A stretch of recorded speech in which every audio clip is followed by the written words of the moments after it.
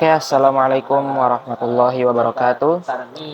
Guys, kembali lagi di channel saya. Di kesempatan kali ini saya ingin membuat video yaitu tentang hukum mim sukun yang ada di Al-Quran. Oke, jadi di sini saya akan membuat video tahsin untuk SKL dini saya, dan di sini saya akan menjelaskan materi terkait hukum mim sukun. Pertama, hukum mim sukun itu salah satu hukum tajwid yang harus kita kuasai untuk agar bisa membaca Al-Quran dengan benar. Adapun macam-macam hukum mim sukun itu terdapat 3. Yang pertama itu ada ikhfa syafawi, yang kedua ada idhar syafawi, dan yang ketiga ada idgham mimi atau idgham midline. Oke. Jadi langsung aja kita masuk ke contoh pertama, yaitu hukum ikhfa syafawi. Penjelasannya, jadi ikhfa syafawi adalah apabila mim sukun bertemu dengan huruf ba, maka dibacanya itu ditahan atau dibunyikan secara samar-samar di bibir dan didengungkan. Oke, mungkin langsung saja ke contohnya. Di sini mungkin ada beberapa contoh. Saya akan kasih pertama dari surat Al-Baqarah dari ayat 8. A'udzu billahi minasyaitonir rajim.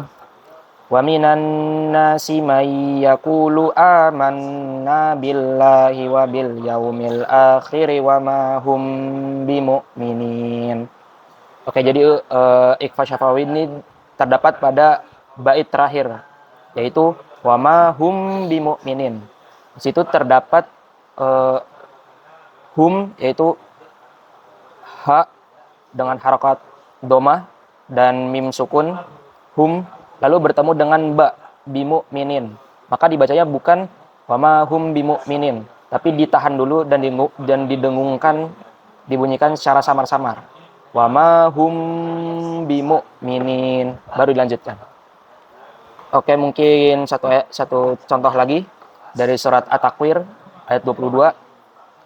Wama sahibukum bimajnun. Sama seperti sebelumnya, jadi wama sahibukum, kum itu kaf domah bertemu dengan mim sukun, lalu setelah mim sukun kita bertemu dengan huruf ba bimajnun. Jadi ketika membaca mim sukunnya kita tahan dan didengungkan, wama sahibukum bimajnun. Oke, seperti itu. Oke, lanjut ke contoh macam yang kedua dari hukum mim sukun, yaitu idhar syafawi. Jadi penjelasannya untuk idhar syafawi ini, ketika mim sukun bertemu huruf selain mim dan ba. Oke, kalau yang tadi ikhfa syafawi ketika mim sukun bertemu ba, dan ini mim sukun bertemu selain mim dan ba. Oke, selain mim dan ba, berarti nanti kalau ketemu sama huruf mim sukun bertemu huruf mim, nanti penjelasannya di selanjutnya, idgham mimi. Oke, idhar syafawi ketika mim sukun bertemu huruf selain mim dan ba, maka bacaannya dibaca jelas. Sebagaimana idhar, artinya idhar itu artinya jelas. Jadi ya disuarakan dengan jelas tanpa berdengung, dan mulut harus tertutup rapat. Oke, untuk contohnya pertama di sini ada An-Naba ayat 30. Fadzuqu falan nazidakum illa adzaba.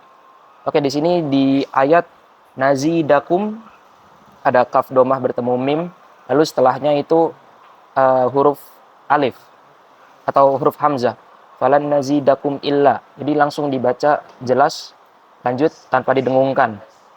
Nazidakum illa adzaba. Jadi nggak ada didengungin kayak nazidakum illa adzaba. Nah, yang seperti itu salah. Mungkin contoh lagi dari surat Al-Fil ayat 5. Faja'alahum ka'asfim ma'kul. Oke, ada kata atau kata yang pertama faja'alahum, lalu mim sukun ada bertemu huruf kaf itu selain mim dan ba, jadi dibacanya jelas, langsung disambung aja. Oke, lanjut yang terakhir, yaitu idgham midline atau yang kita kenal juga idgham mimi, yaitu seperti yang sebelumnya saya udah sempat sebutkan sedikit, itu ketika mim sukun bertemu huruf mim. Ya, maka yang terjadi ialah kita harus mendengungkan juga sama seperti ikhfa syafawi sebelumnya. Jadi ya kita harus didengungkan seperti kita membaca gunnah. Karena gunnah juga pada asalnya itu ketika mim sukun bertemu mim. Cuman mimnya dijadikan tasydid. Oke. Mungkin coba aja dari contoh pertama. Di sini ada surat Al-Quraisy ayat 4. Alladzi at'amahum min ju'in wa amanahum min khauf. Oke, pada kata wa amanahum di situ hum ada mim sukun, lalu setelahnya ada mim lagi, min khauf. Jadi di situ kita harus dengungkan seperti kita sedang membaca gunnah. Wa amanahum min khauf. Lalu contoh kedua ada dari surat Al-Humazah ayat 8. Innaha alaihim muqsadah.